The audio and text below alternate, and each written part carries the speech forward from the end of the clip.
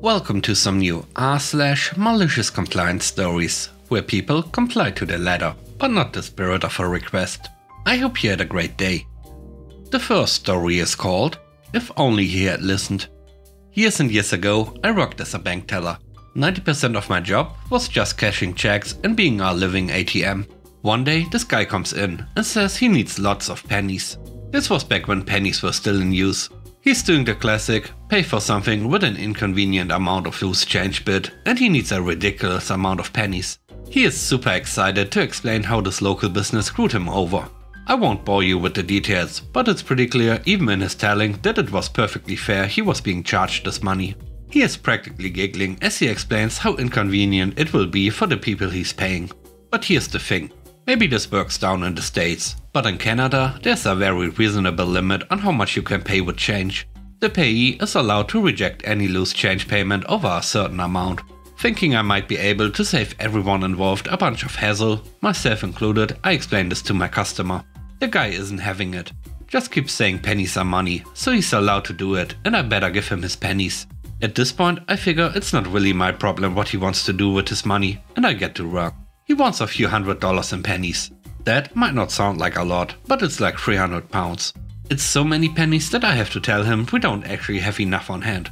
We have to make a special order for him. That's a small fee, but he doesn't care. A few days later, he happily loads up boxes and boxes of pennies and leaves. A week later, he's back.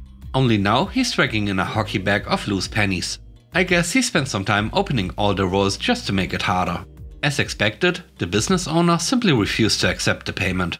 So he'd like to deposit this bag of pennies back in his account, and he'll bring the rest in later. Had to tell him we only took rolled coins, and he'd have to do that first. I'm not sure when Coinstar came out, but my small town definitely didn't have one. I missed his return, but I heard he eventually came back after going through the trouble of re-rolling all his money. A lot of trouble to get right back to where he started. If only he had listened.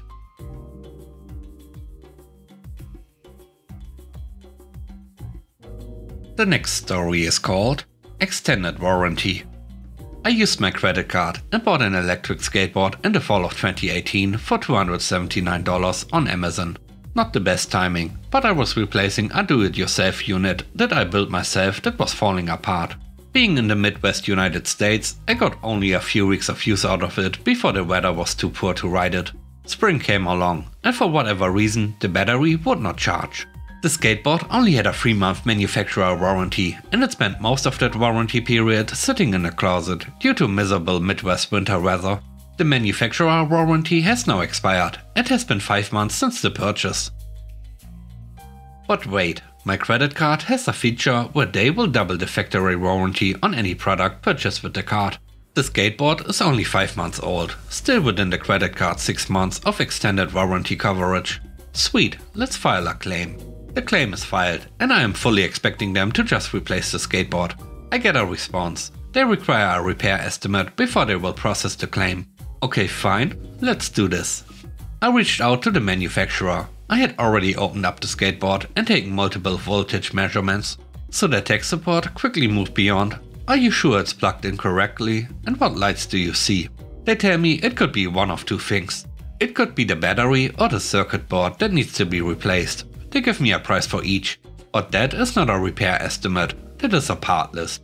I had used many appliance repair companies and plumbers, and most of the time their invoice or repair estimate is just a generic piece of paper with their name, the word repair and a price. Super lazy, and yet that is good enough to get reimbursed for home warranty claims. I figured that I could write a repair estimate, and I am certainly qualified to repair this. I have a bachelor's degree in electrical engineering. If I'm going to do the repair, I should be compensated for my work. So I wrote an itemized estimate for myself to do the repair. It went as follows: such and such electronic repair. My home address, my cell phone number, made up invoice number, today's date, replacement battery $79, replacement circuit board $69, labor, remove damaged components, install new $50, diagnostic fee $25, tax $12.27, total $235.27, quote valid for 30 days, estimate only. Well, 235 is less than 279, so the extended warranty company approved the invoice without hesitation. I complied with the repair estimate requirement and got paid $87 to fix my own skateboard, and I now have a working electric skateboard that has given me zero problems since my repair.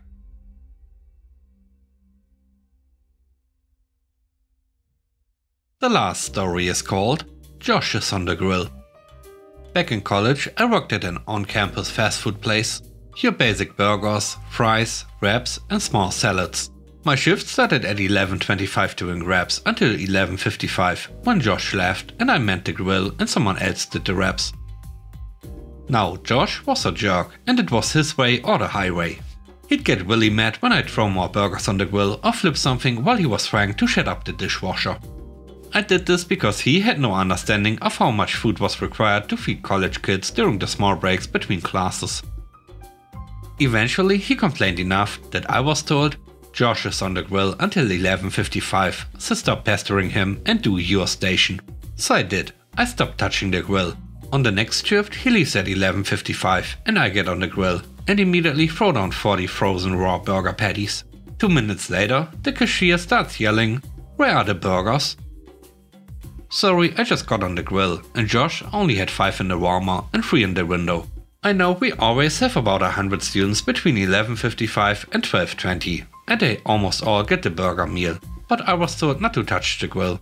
The burgers finish after a few minutes and the next batch goes on, but the grill has cooled a little, so they take even longer. The line of kids waiting for food is longer than the line ordering and management is mad.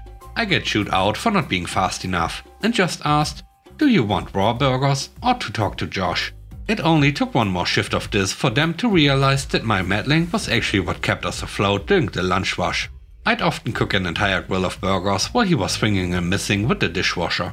They eventually printed out a sheet of how many burgers, chicken, etc. needed to be prepped for certain rush times and gave Josh a very stern talking to about how to be a team player.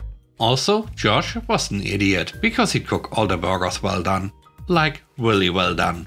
Then they'd sit in the warmer for another 5 to 15 minutes. He didn't know how to rotate either, so you were eating hockey pucks. He ruined so much ground beef. He eventually got moved to salads and stock because he couldn't be trusted with anything that was fast paced. Management saw how much faster everything moved when he wasn't joshing everything up.